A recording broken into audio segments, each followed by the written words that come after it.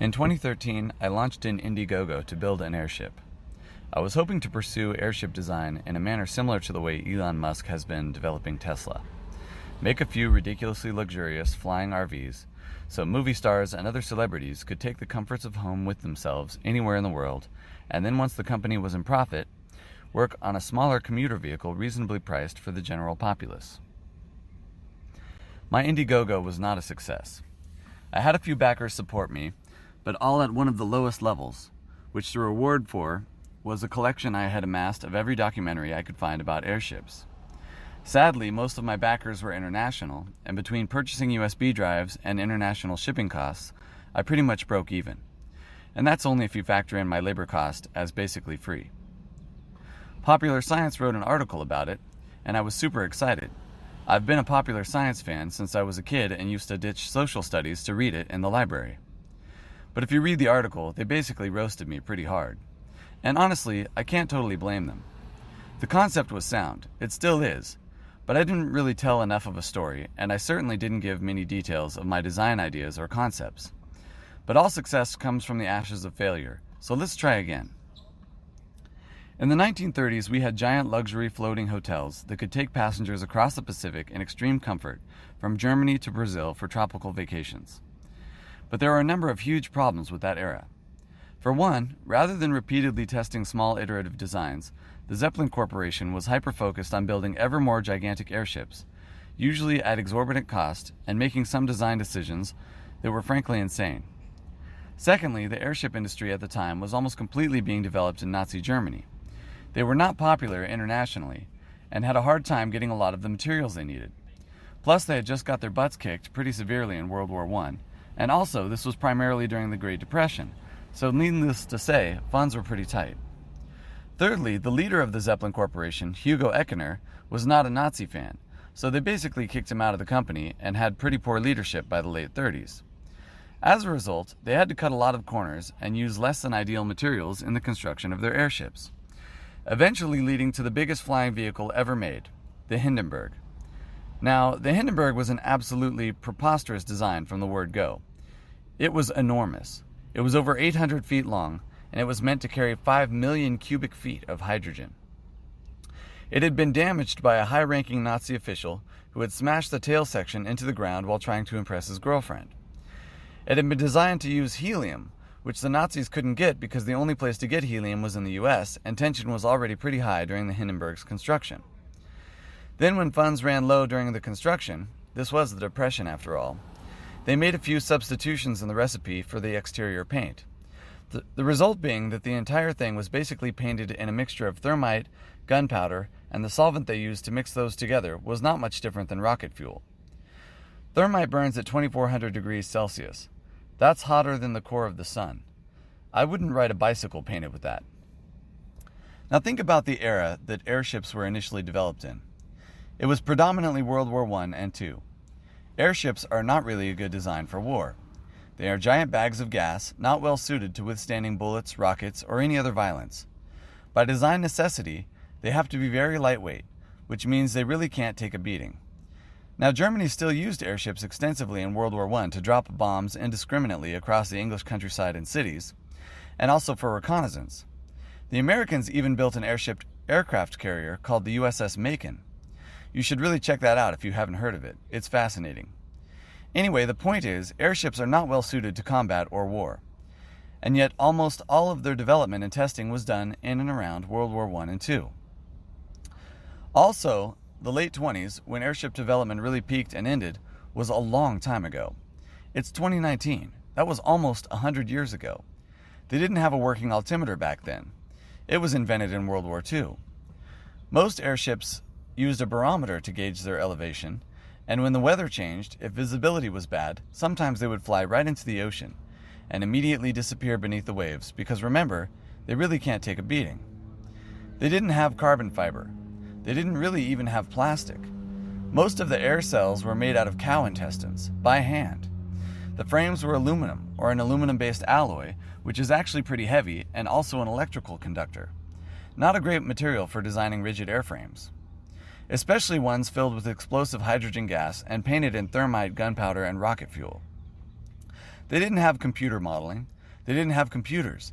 They didn't have the internet. They didn't have radar. They didn't have LiDAR. They didn't even have color cameras. They didn't have graphene, carbon fiber, or 3D printing. They didn't have aerogel. They didn't have lithium-ion batteries.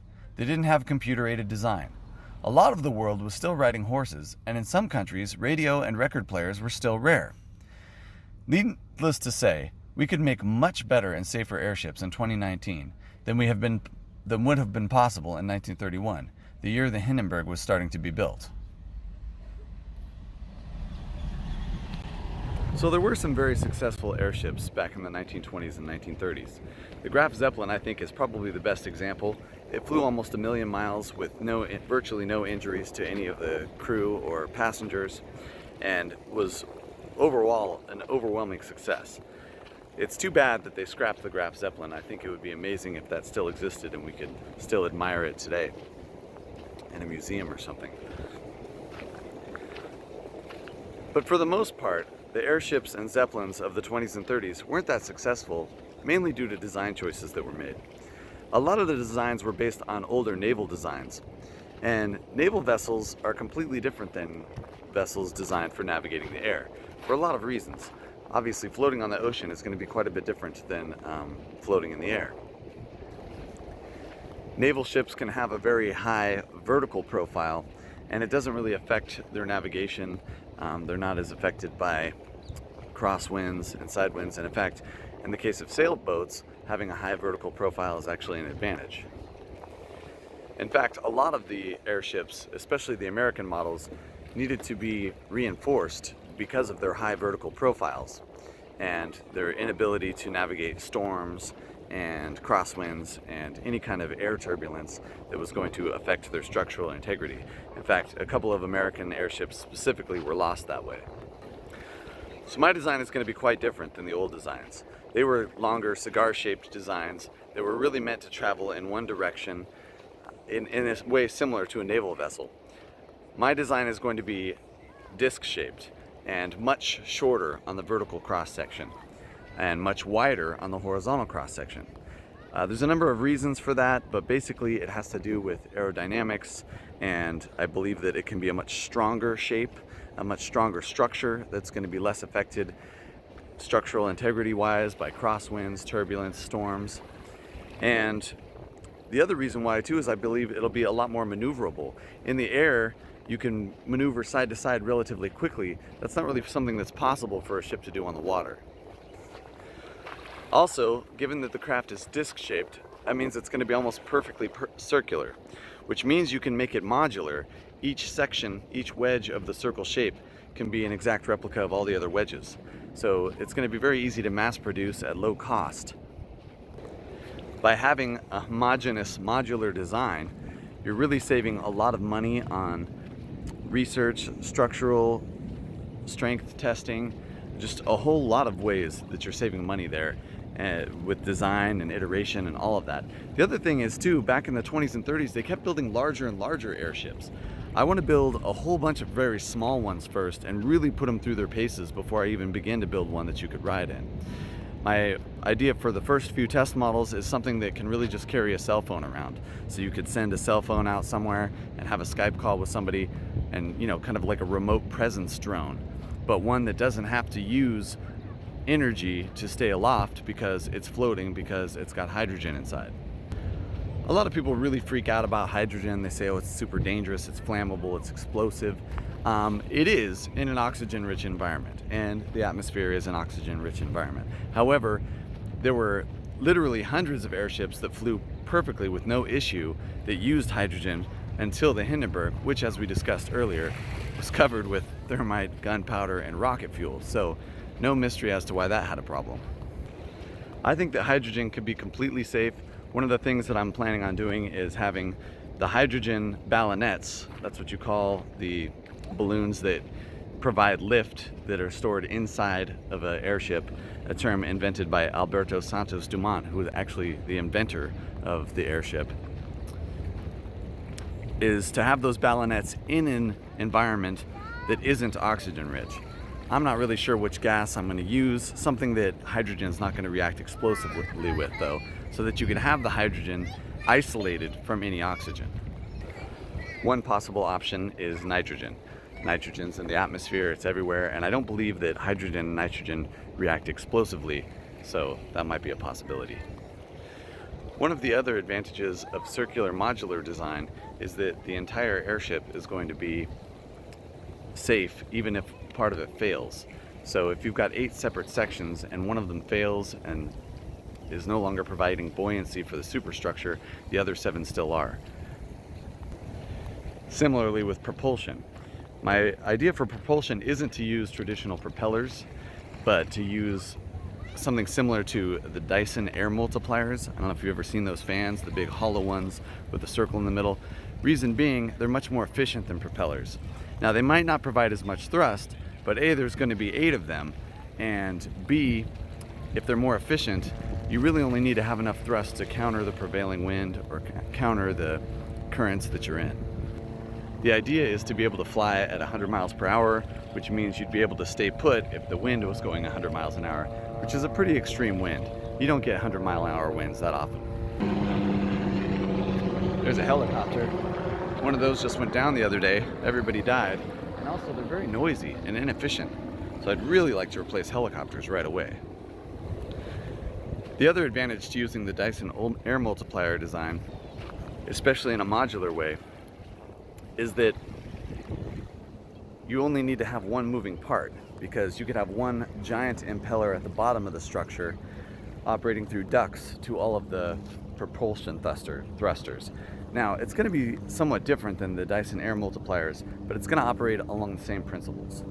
The difference being that instead of having each air multiplier have its own separate impeller fan, there's just going to be one giant impeller fan at the bottom and ducts to each one of the air multiplier structures. In this way, we're saving a lot on weight, which means that we need to have less volume for the ballonets storing hydrogen, which means we can be more efficient, smaller, lighter, faster, cheaper. And that's really what it comes down to, is cost. Ultimately, if you're building something that's very lightweight, you're using less material. If you're using less material, it's generally lower cost. And that's the idea, to make these vehicles cheaper than you can make a car or a truck or a van or maybe even a motorcycle. This project is going to be a big design challenge for a number of reasons, but I feel like I'm well suited for at least part of the design. I have a background in software engineering and information technology, such that I understand that the way computer systems work, networking works, and a lot of the things that are going to be vital for the navigation system in particular are just things that I'm familiar with and know how to program. I think that a big part of the problem that Tesla's having with automated cars is they have to deal with existing antiquated infrastructure. They have to deal with traffic, with roads, with other people driving. There's just a lot of rules when you're trying to navigate a car through a city that aren't going to be an issue if you're in the air. In the air, you really just need to avoid other craft in the air and avoid airports and flight paths where, commercial airlines fly. It's a lot less to worry about. So it'll be a simplified set of things that you need to program the algorithm to avoid. The other thing is, I've got a pretty good idea on how to do the 3D modeling of the surroundings in such a way that I think that we can have navigation be absolutely safe, more safe than a car, maybe even more safe than walking, statistically. So that's the idea that I have for my own role in the project. But I am going to need several other engineers and employees on this project, and it's not going to be easy. For one thing, I'm going to need some aeronautical engineers. I haven't really built airplanes or rockets or helicopters or anything that flies, and there's going to be a lot of things that we're going to have to test. We're going to have to do wind tunnel testing, we're going to have to do computer modeling, we're going to have to do actual flight tests, and there's a lot of math involved in some of those aeronautical equations that I'm just not familiar with, so I'm going to need somebody who does that. I'm also going to need a materials engineer, at least one. A lot of the materials that I have in mind are things that exist right now, that are very common and abundant, kind of off-the-shelf parts, but some of them are not, and we may have to figure out what's going to best serve our purposes as far as materials, what kind of compounds and elements we're going to be using for those materials, etc. And that's, again, something that's not really a specialty that I have, so I'm going to need a materials engineer. Also, I'm going to need some kind of mechanical engineer. I've built a lot of things in the past. I've remodeled a lot of old cars and computers and houses, so I'm pretty good with 3D design on paper. I'm not really an expert when it comes to Blender or any other 3D modeling CAD software. I just haven't, that's just not something that I pursued myself, and we're definitely going to need somebody who's really good at 3D design, especially structural engineering, and where the rubber meets the road as far as putting it into a computer and modeling it. It's also very likely that I'm going to need at least one electrical engineer, if not several electrical engineers. Obviously, the entire system is going to be a giant electrical system. I want to have pretty much most of the surface of the airship covered with photovoltaics, and that to be the primary power source. We're also going to need some kind of battery array or ultracapacitor array. I'd really like to use something abundant that's not very costly, so that we can mass produce it and mass cheaply. I don't know where we're at with graphene ultracapacitors specifically. I know they've made a lot of headway on that, at least design-wise and in the lab. I haven't seen commercial ones available that I feel are a reasonable price at this point, and I haven't seen them mass produced. And it's telling, for example, that Tesla is not using graphene ultracapacitors. That makes me kind of think that they're not ready for prime time. However, if we could use something like that instead of lithium-ion batteries, I think we'd be a lot better off in the long term. So yeah, definitely there's going to be a lot of electrical engineering to do on this whole project. And again, that's something I'm not, I've dabbled in, I've soldered a lot of things together, I've built 3D printers, I've, obviously done everything regarding computers and routers and stuff like that. But actually designing a system from stem to stern and understanding all the electrical requirements is going to require at least another engineer for that. Then, of course, if you're managing a giant project like this and trying to compete head-to-head with companies like Tesla and Ford and Boeing, and that is the intended goal of this project, there's just going to be so many things that are going to need to be done. There's going to have to be HR and accountants and, just all the glue that's going to put a machine like that together. And social media manager. I'm not really that great at this kind of thing. I've got a nice phone, and it's a beautiful day here in Waikiki, and I can speak reasonably well with a fairly clear English American accent, but ultimately I think it would be a lot better if we had a higher production, something that really kind of grabs the attention of the people, better 3D modeling, better conceptual art, all of those kind of things. I'm going to need all of that. And I think it's time to liberate humanity from the two dimensions that we've been living in for our entire evolution. It's time to get into the 3D. And I don't see that happening with airplanes or helicopters or jetpacks. I don't see that happening any other way than very calmly floating away with a computer-controlled airship. I think that we've kind of been on this path for the last 80 years since the Hindenburg disaster that is kind of like a weird dystopia where we avoided maybe a future that could have had a lot more flying involved. And I think it's time to get back on that track for our species and kind of liberate people from government, liberate people from location, liberate people from the ridiculous price of housing. And all of this can be served by autonomous solar-powered airships. Now I know, after you read the Popular Science article, and after you read how my first Indiegogo failed, and after you hear me ranting on some beach in some beautiful location, you might think this guy's a kook. Well, maybe I am. But I think that I've got a plan and a vision that could actually work. And why not try? I think that it would be so much better for our species to be freed from the bonds of gravity and from the bonds of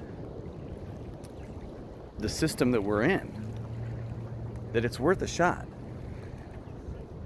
People are talking about universal basic income and, the migrant crisis and all these issues. And the reality is none of these issues are going to solve themselves. We have to solve them. And waiting for the governments to solve them is a catastrophe. It's never going to work. It's never going to happen. And the current situation that we have with the corporate control of almost everything that we live and use every day, you know, whether it's like the crazy monopoly that Amazon has become, or the crazy monopoly that Google has become, unless we really build a decentralized infrastructure for ourselves and our families to escape into, we're going to be underneath the corporate and government jackboot forever. And I want out. And I want out for my kids. I don't want my kids to have to rely on Amazon and Google. I want my kids to be able to float away and go wherever they want and get the cheapest mangoes on the planet for free in an autonomous solar-powered airship. And I know that sounds crazy because we're not there right now, but it's certainly possible. I mean, they had floating hotels in the 30s that could fly across the whole Pacific Ocean. You mean to tell me that nearly 100 years later, we can't have that for a lower cost, decentralized, where everybody owns their own, that's, you know, computer autonomously controlled? I think it's possible. But we live in a world where doing these kind of things isn't possible without a little bit of money. And I'm gonna need money. I'm gonna need some money to hire some of these other engineers. I'm gonna need money to find a location to build these things. I'm gonna need money to do wind tunnel testing and software modeling, and I mean, all of this is gonna cost money. There's no such thing as a free lunch, and none of this is gonna be free. I do think I could do it with a shoestring budget, relatively inexpensively. I could probably do 90% of it myself, although that would take a long time. I think that if I was able to get some of these other engineers on a team in a location together, working proactively as a team on each individual problem as they arise, we could go a lot faster. And that's what I'm looking to do with this IndieGogo. And I hope you're with me.